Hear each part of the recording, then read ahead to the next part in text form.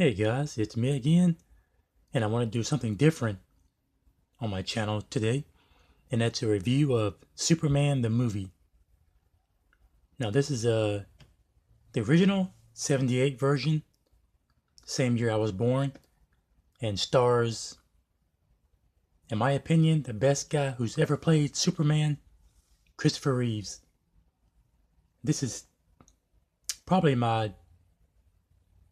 no, I would say it is the best superhero movie I've ever seen, and that's saying a lot considering I also like the first uh, Maguire Spider-Man movie. I like that one a lot, and I like I think the 2008 version of Incredible Hulk a lot. But those two movies, and I just saw Logan last week, but neither of those movies can top this. I saw this as a kid when I was maybe, I don't know, probably 10, 11 years old when I first saw it. And I think I saw it on TV actually for the first time, not VHS. And it still holds up even today. I just watched it again today.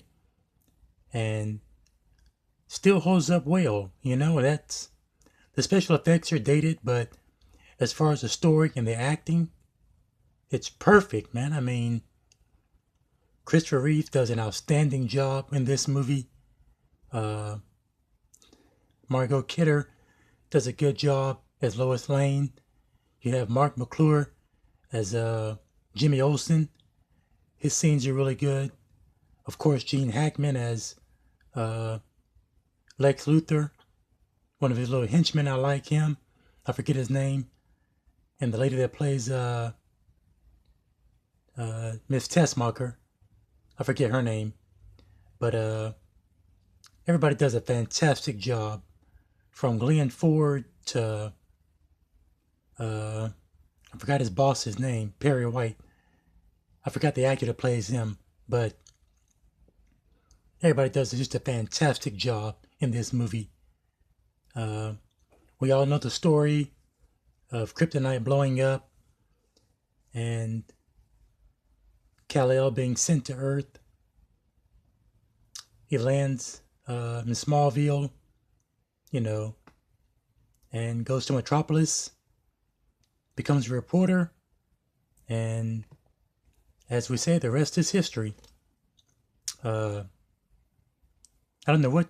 There's nothing bad about this movie I can think of. Um, I just don't know. I mean, there's nothing bad I can say about it. Uh, there's some really nice moments in it. I believe when Lois and Superman first meet up at her house, and she asks him what color panties she's wearing. I mean, there's little moments like that in any other movie, you'd be like, oh, really? But they do it in such a way that it just feels natural. Uh, when he first comes on the scene, there's a helicopter accident. He saves Lois from that. He saves the helicopter from being damaged even further, falling off the roof, killing people. Uh, Saves a cat out of a tree, which is really cute. Uh, there's some robbers being chased by cops. He stops those. There's this cat burglar. He's climbing a building. He stops that guy. It's just a perfect movie. I mean, it's a little over 2 hours.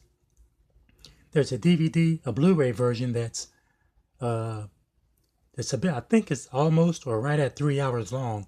I want to get that one to see what scenes were lengthened because that was a TV version. Uh, so I want to get that one and watch it back to back. But there's really nothing I can say about this movie. Just all around perfect.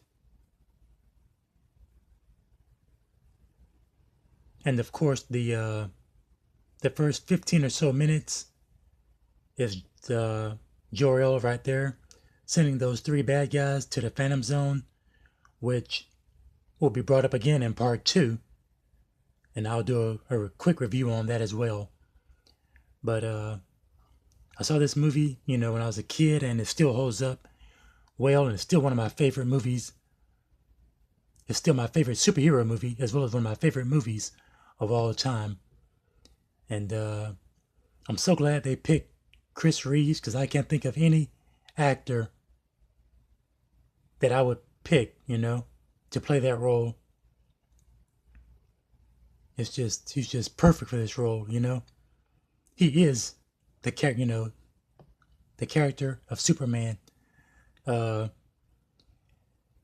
I watched all 4 of them, then I watched the Brandon Routh, his Superman movie, and I've got mixed thoughts about that movie, but he does a good impression of Christopher Reeve's Superman, and Clark Kent rather. But even though he does a good job, it still feels like he's playing Chris Reeve's Superman. He didn't try to bring anything new to his version, which is kind of sad. But Christopher Reeve is still miles better than Henry Cavill. That guy sucks as Superman.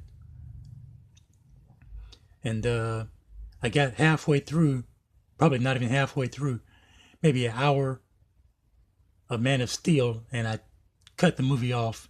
It sucked so bad. And this guy will always be Superman in my book. Always. So if you haven't seen it, I recommend it. Some of the special effects may turn some people off, but I don't care about special effects. I care about story and acting. And in this movie, it has it in spades. So why it only gets like a 7.3 or a 7.4 on IMDb, I'll never know, because it deserves way more. Sorry. It deserves way more than a 7.3 or 7.4 on IMDb. But, whatever. Everybody's got their opinion on it, but this movie is a solid 9.5 at least, solid. So there's my quick review of Superman the movie. And, this is one of those movies that, along with Star Trek, the motion picture, or The Wizard of Oz, or there's a few more movies that I can watch even now that I loved as a kid, and they still hold up, and I get the same feeling of excitement that I did when I first saw the movie. This is one of those gems right here. Sorry. This is one of those movies that, it's timeless, Aliens is another one of those movies. Alien is also one of those movies. Like I said, Star Trek the motion picture is one of them. Matter of fact, all the classic Trek movies, at least the first 3 or 4 of them are like that to me. But it's just an all-around great movie.